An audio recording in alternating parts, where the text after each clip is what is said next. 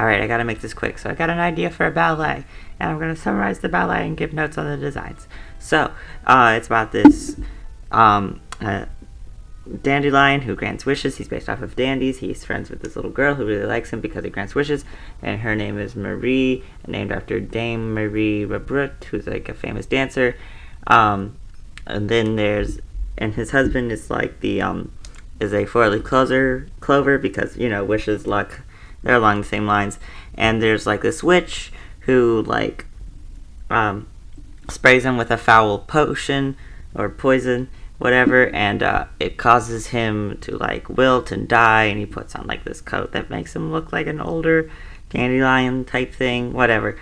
Anyway, so then the orchid is like, oh, we should have dances to cheer up the dandelion.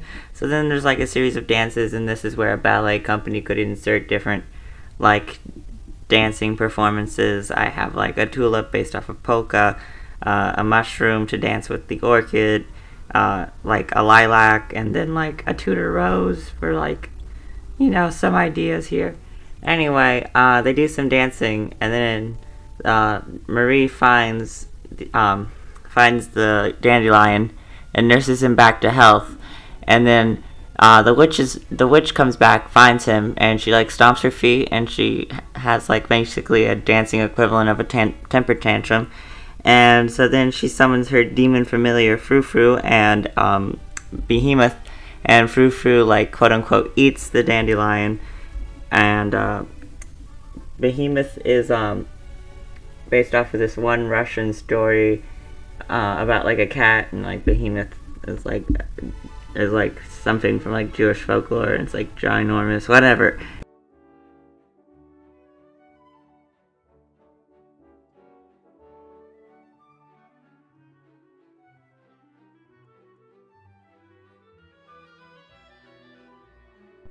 So they get to this snowy area of the witch's swamp.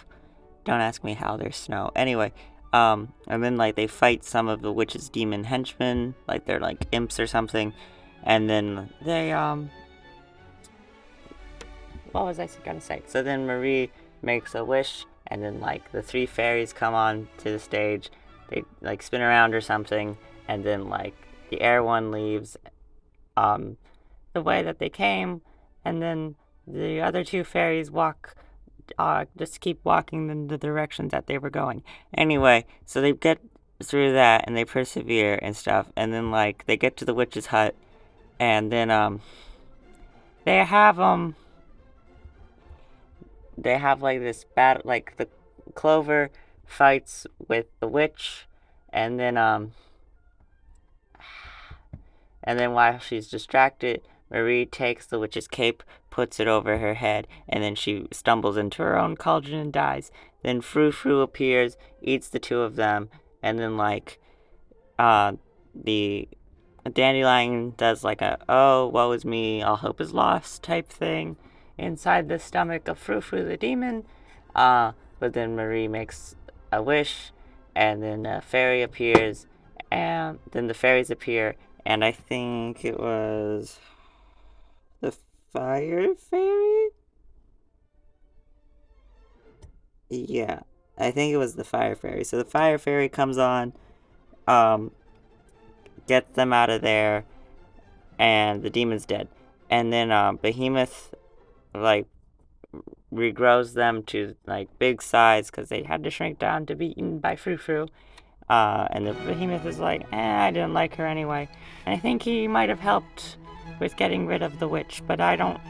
It's hard to read my notes, and I'm pressed for time. Anyway, where was I? Oh yeah, and then the water fairy comes on, and then she helps them all get back home. And then there's a celebration dance where a ballet company can throw in some more flower dances if they want. But at this point, the dance is basically over, so yeah. And